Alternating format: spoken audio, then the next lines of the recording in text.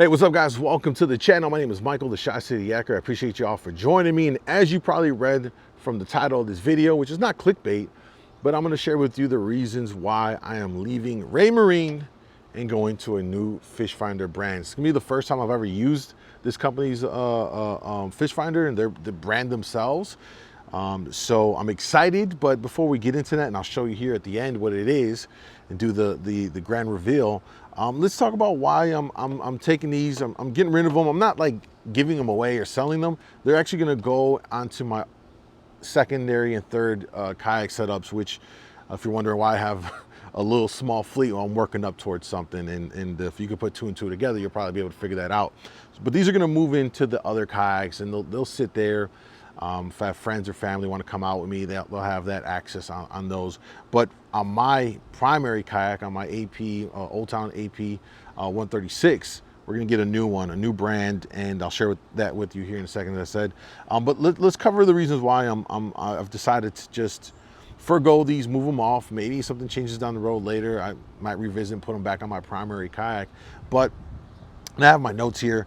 One of the things to me that's most important, and we're in the technology age, I am very big into tech, and because I'm so involved in various tech things and technology itself, when it comes to fish finders, and this can be more of a general statement across the fish finder industry, they kind of lag behind where comparable tech is in other sectors. So for instance, when you think about touch screens and all that kind of stuff, the standard is the iPad in terms of response and feel and all that stuff. And yet a lot of these fish finders, and granted, Raymarine did a better job, especially with the quad core processor and their Axiom right here.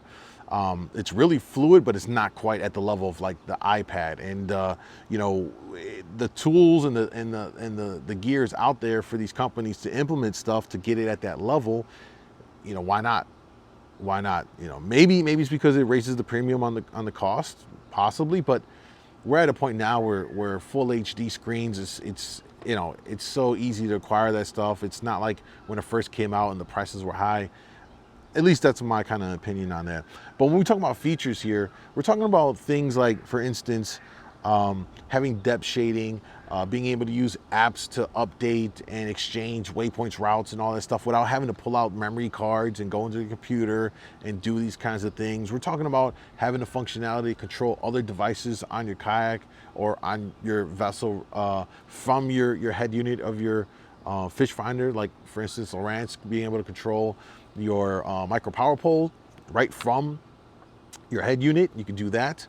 And we can kind of go on from there. And then you think about Lake Master and the fact that you can do depth shading as well, and you know, key in on a specific depth, have that colored so you can find it really quickly and get there to the spot to start fishing that depth that you're looking for whatever you're targeting.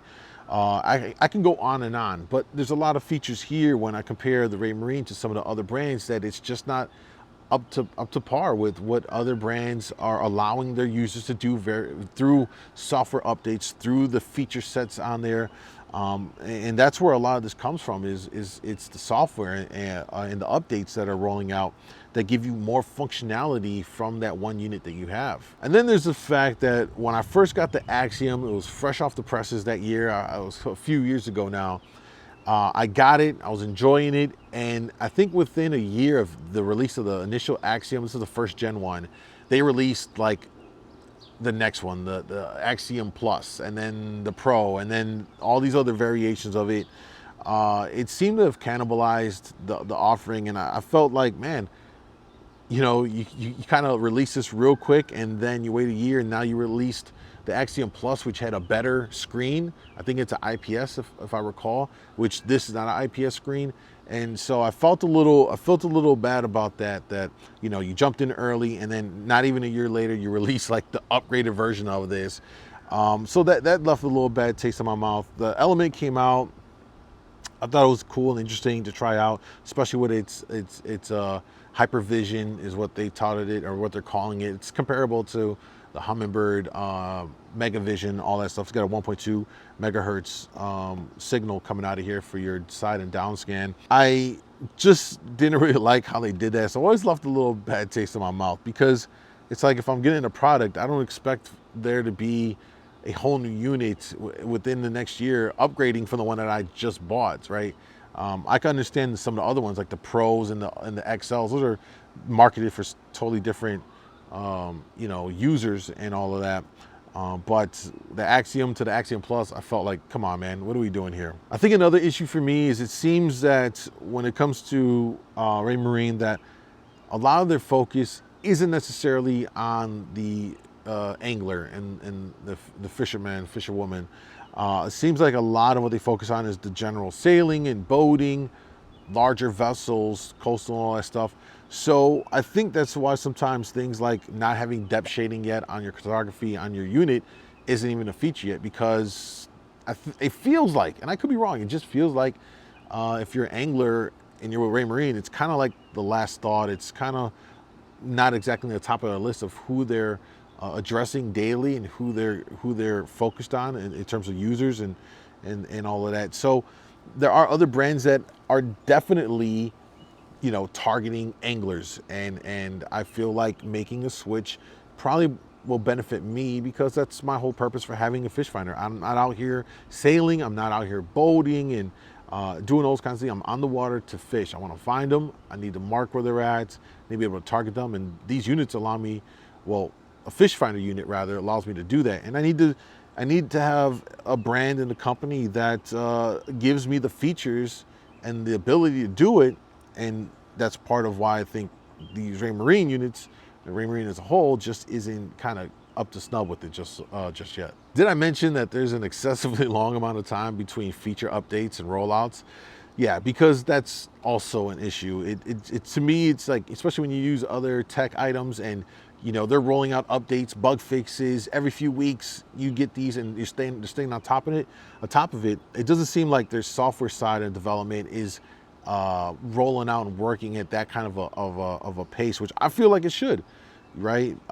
They're not just hardware companies, they're software tech companies too, you know, with all the stuff that goes into these, and they need to support them in a timely manner. And that's just how I feel about that. Finally, what I want to say too is the fact that if you haven't noticed the trend in the fish finder market industry, which is that every brand out there is now has definitively taken a cartography brand and embedded it within their, you know, fish finders. So you think about Lowrance, have CMAP.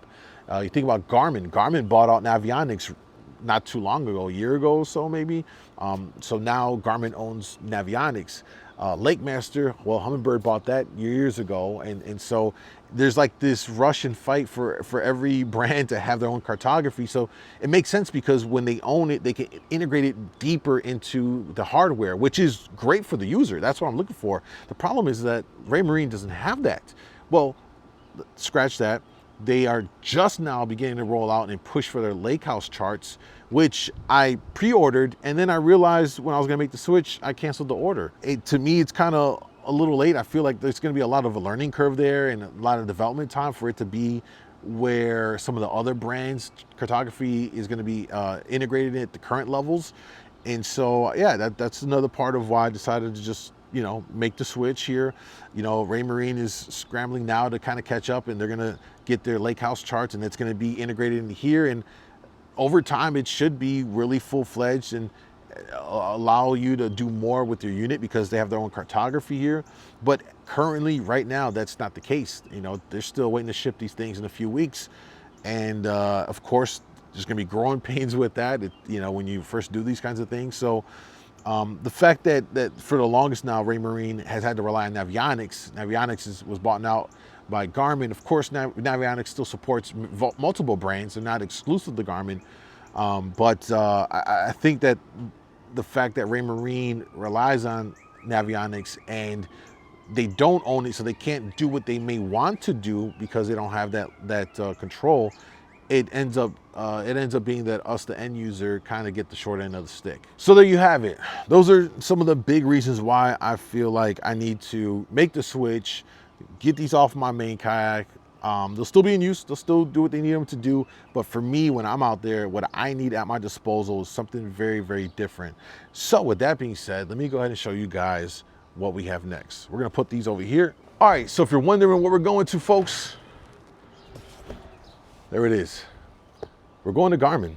I've never used Garmin before. I've heard a lot of good things about them. and I'm looking forward to getting this thing all set up on the yak here in the next day or so. Trust me, I'm not fond of making switches with fish finders because you have to go through the routing and rerun the cables in your kayak. So making this switch, I don't take it lightly. It's actually kind of annoying and I'm gonna have to do it, but I think it's gonna pay off in the long run here. I picked up the EchoMap Ultra 106 SV with the transducer. It's got the GT56, Ultra HD. It's got a real IPS screen, so we should get really good brightness, clarity, be able to look at it with polarized sunglasses from various angles. And you know, that's an issue I've had on the other ones with glasses on, and you move your angle in your head and you lose, you know, the screen. That should alleviate this. I'm excited. Is baked in maps from Navionics and Garmin into the unit already, coastal and inland. So I'm excited. I'm excited. We're gonna do a full unboxing video here on the channel. So we'll go through and I'll show you rather what we're all working with in here, and we'll do a series of videos after that on the water, you know, setups, how to get the best settings, and all of that. So yeah, hi Garmin. Looking forward to playing with you here in the near future. And you know, the other great thing about it is, like, you got the Active Captain app, so you can do a lot of stuff from the app right into the device to update it, and waypoints and all kinds of stuff, man. I've done a lot of research. So my first time again going into Garmin. I've been with Lowrance, been with Raymarine. I've played with a lot of Humminbird. I never owned it, but I've used it on other people's kayaks and stuff. It's got a feel for that. Yeah, first time with a Garmin. And if you have one, let me know what you guys, you know, think about the Garmin. Drop it in the comments below, and I will see you guys in the unboxing. Thank you guys for watching. Make sure you throw a thumbs up, consider subscribing to the channel, and I'll see you guys soon.